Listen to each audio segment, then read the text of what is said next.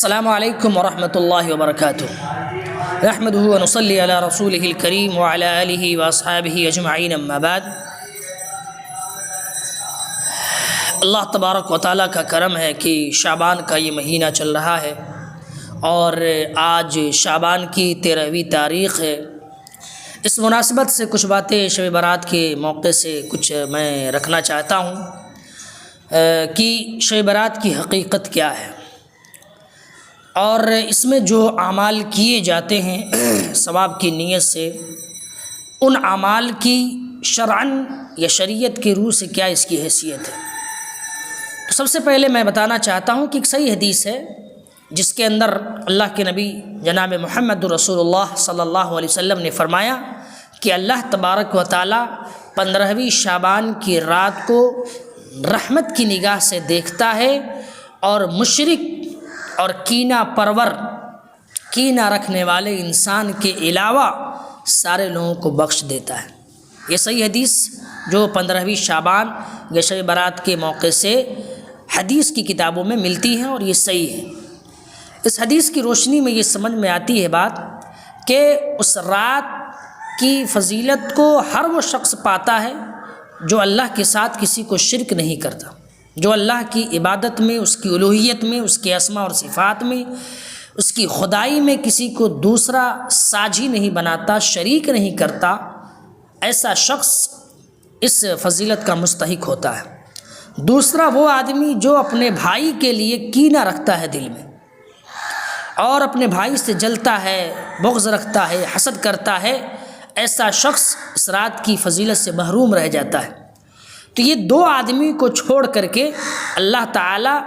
اپنی نگاہ، رحمت کی نگاہ ڈالتا ہے لوگوں کی طرف اور لوگوں کو اس رات بخشتا ہے۔ اب جہاں تک مسئلہ ہے کہ کیا اس رات میں کوئی خاص عبادت ہے جس کے بارے میں نبی کریم صلی اللہ علیہ وسلم نے ہمیں بتائی ہو، یا جس کے کرنے کا آپ نے حکم دیا ہو، یا جس کو صحابہ نے کیا ہو، یا جس کو تابعین نے کیا ہو، یا جس کو تبع تابعین یا ائمہ مجتہدین نے کیا ہو، جس کو ائمہ نے کیا ہو یا سلف صالحین نے کیا ہو؟ تو ان چیزوں کے بارے میں جب ہم حدیث کی کتابوں کا مطالعہ کرتے ہیں تو ہمیں جو بات سمجھ میں آتی ہے کہ جو بھی حدیثیں اس سلسلے میں ذکر کی جاتی ہیں کہ شب برات کی یہ فضیلت ہے، اس دن حلوہ بنانا چاہیے، اس دن قبرستان جانا چاہیے، مردوں کے لیے دعائیں کرنی چاہیے، چراغ جلانا چاہیے، استغفار کرنی چاہیے، نمازیں پڑھنی چاہیے، ان ساری عبادتوں کا ثبوت صحیح حدیث سے نہیں ملتا، صحیح حدیث سے یہ ثبوت نہیں۔ اور قبرستان میں جانے کی جہاں تک بات ہے تو وہ جو روایت یا جو حدیث پیش کی جاتی ہے وہ ضعیف ہے، اور صحیح حدیث کی روشنی سے یہ بات سمجھ میں آتی ہے کہ ہم کبھی بھی قبرستان جا سکتے ہیں، صرف 15ویں شعبان کی رات کو ہی کیوں؟ قبرستان جانا چاہیے، زیارت کرنی چاہیے قبروں کی، اس سے آخرت یاد آتی ہے، ایمان میں تازگی آتی ہے، موت کی یاد آتی ہے۔ اس لیے ہمیں موقع بموقع جب بھی فرصت ملے، ٹائم ملے اپنے کو، تو جانا چاہیے اور قبروں کی زیارت کرنی چاہیے، مردوں کے لیے دعائیں کرنی چاہیے۔ لیکن اسپیشلی شعبان کی 15ویں رات کو اگر کوئی اس نیت سے جاتا ہے تو یہ جو روایت پیش کی جاتی ہے حدیث وہ ضعیف ہے، بلکہ بعض نے کہا کہ موضوع ہے، اس لیے اس پر عمل نہیں کیا جائے گا۔ دوسری چیز یہ ہے، اس موقع سے ایک نماز پڑھی جاتی ہے جس کا نام ہے صلاۃ الالفیہ،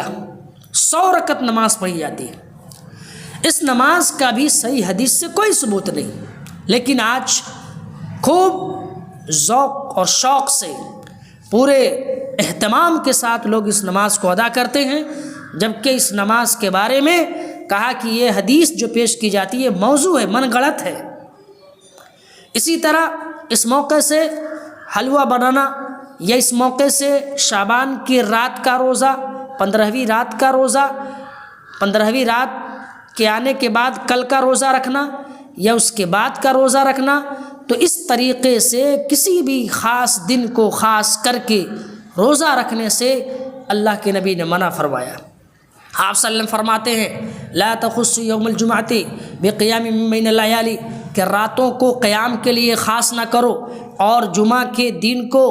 روزے کے لیے خاص نہ کرو کہ نہیں میں جمعہ کے ہی روزہ رکھوں گا اور دن میں روزہ نہیں رکھوں گا، الا یہ کہ ایک آدمی روزہ رکھتا ہے، روزہ رکھنے کا عادی ہے، وہ مہینے میں روزہ رکھتا ہے، اگر اس تاریخ میں جمعہ آ جائے تو پھر روزہ رکھنے میں کوئی حرج نہیں ہے، لیکن کسی خاص دن کو روزہ رکھنے سے اللہ کے رسول نے منع کیا ہے۔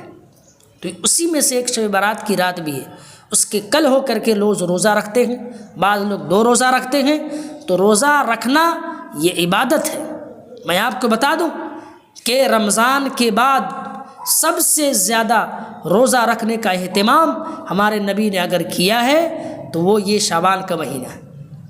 حضرت عائشہ کہتی ہیں، حضرت مغیرہ بن شعبہ کہتے ہیں، یہ دونوں صحابی رسول کہتے ہیں کہ آپ صلی اللہ علیہ وسلم اس مہینے میں جب روزہ رکھنے لگتے تو ایسا محسوس ہوتا کہ روزہ چھوڑیں گے ہی نہیں، اور جب چھوڑ دیتے تو ایسا محسوس ہوتا کہ روزہ رکھیں گے نہیں۔ اس سے پتہ چلتا ہے کہ اس مہینے میں آپ صلی اللہ علیہ وسلم زیادہ سے زیادہ روزہ رکھتے تھے، تو ہمیں بھی روزہ رکھنے کا اہتمام کرنا چاہیے، لیکن صرف 15ویں تاریخ کا روزہ یا 16ویں تاریخ کا روزہ خاص کر کے رکھنا کہ اس سے یہ گناہ معاف ہوتے ہیں، اس کے یہ فضائل ہے، یہ مناقب ہے، تو ایسا صحیح حدیث سے ثابت نہیں ہے، اس لیے بچنا بہتر ہے۔ دوسری چیز یہ ہے، گزارش یہ ہے کہ اس موقع سے جو اور مکتب فکر کے لوگ ہیں وہ بڑے ہی اہتمام کرتے ہیں، محفل سجاتے ہیں، چراغ جلاتے ہیں، لائٹیں لگاتے ہیں، حلوہ بناتے ہیں، گوشت بناتے ہیں، اور بہت سارے پکوان بنتے ہیں، اور اس موقع سے لوگ یہ عقیدہ بھی رکھتے ہیں کہ جو ہمارے اسلاف گزر چکے ہیں، جو ہمارے باپ دادا یہاں سے جا چکے ہیں،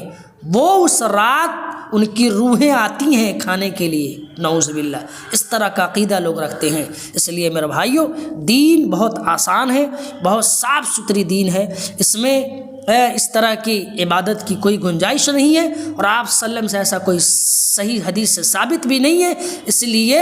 ہمیں ان چیزوں سے بچنا ضروری ہے۔ اگر ہم نہیں بچتے ہیں تو اللہ کے نبی نے صحیح بخاری کے اندر کہا، من احدث فی امرنا ھذا ما لیس منہ فہو رد، کہ اگر کوئی شخص دین سمجھ کر کے ثواب کی نیت سے دین میں کوئی بھی کام کرتا ہے جس کا ثبوت اللہ کے رسول سے نہیں ہے، وہ بدعت ہے، وَكُلُّ بِدْعَةٍ ضَلَالَةٍ، اور یہ بدعت ضلالت کی راہ دکھلاتی ہے، اور یہ ضلالت گمراہی کی طرف لے جاتی ہے، اور گمراہی سیدھے جہنم تک پہنچا دیتی ہے۔ اس لیے اس طرح کی جو بھی بدعات آج رائج ہیں سماج اور معاشرے میں شب برات کو لے کر کے، اس سے ہمیں بچنا چاہیے۔ ہم یہ سمجھتے ہیں کہ شب برات کی رات میں جاگ لیں گے، نماز پڑھ لیں گے، استغفار کر لیں گے، سارا پاپ دھل جائے گا، جیسے آج کل لوگ جا کر کے گنگا میں اسنان کر رہے ہیں اور کہہ رہے ہیں کہ سارا پاپ دھل گیا۔ ایسا کنسیپٹ اسلام میں نہیں ہے۔ گناہ تبھی معاف ہوتے ہیں جب بندہ اس گناہ کو اللہ کے سامنے پیش کر کے اس پر شرمندہ ہوتا ہے، نادم ہوتا ہے، اور پھر یہ کہتا ہے کہ اللہ ہم سے گناہ ہو گیا ہے، اللہ تو معاف کر دے، تو بخشنے والا ہے، تب اللہ معاف کرتا ہے۔ لیکن بغیر توبہ کے نہا لینے سے، کسی رات میں جاگ لینے سے، عبادت کر لینے سے نہیں ہوتا۔ اتنا آسان بھی نہیں ہے مسلمان ہونا۔ اس لیے میرے بھائیوں، یہ میرا پیغام ہے کہ اس موقع سے سب سے اہم چیز یہ ہے کہ ہم شرک سے بچیں، ہم اپنے بھائی کے لیے کینہ کپٹ دل میں نہ رکھیں۔ اگر ان چیزوں سے ہم بچتے ہیں تو اس رات کی عظمت کا ثواب ہمیں ملتا ہے، اللہ تعالیٰ کی نگاہیں ہم پر پڑتی ہے، اور بخشش کے زمرے میں ہم بھی آتے ہیں۔ اس لیے میرے بھائیوں، شب برات جس کو لوگوں نے تہوار کے طور پہ منانا شروع کر دیا ہے، اور اس طریقے کی روایتیں حدیثیں پیش کر کے لوگوں کو گمراہ کی جاتی ہیں، اس لیے اس سے بچنے کی ضرورت ہے۔ دین میں کوئی بھی کام اگر ہم کرتے ہیں اس کا ثبوت رسول اللہ سے نہیں ہے اور ثواب سمجھ کے کرتے ہیں، یہی بدعت ہے۔ اللہ تبارک و تعالیٰ سے دعا ہے کہ اللہ تبارک و تعالیٰ ہم سب کو شب برات کی بدعات سے بچائے، اور اس ماہ مبارک میں زیادہ سے زیادہ نیک اعمال کی توفیق عطا فرمائے، اور آنے والے مہینے رمضان المبارک میں بھی کثرت سے نیک اعمال کرنے کی توفیق عطا فرمائے۔ والسلام علیکم ورحمۃ اللہ وبرکاتہ۔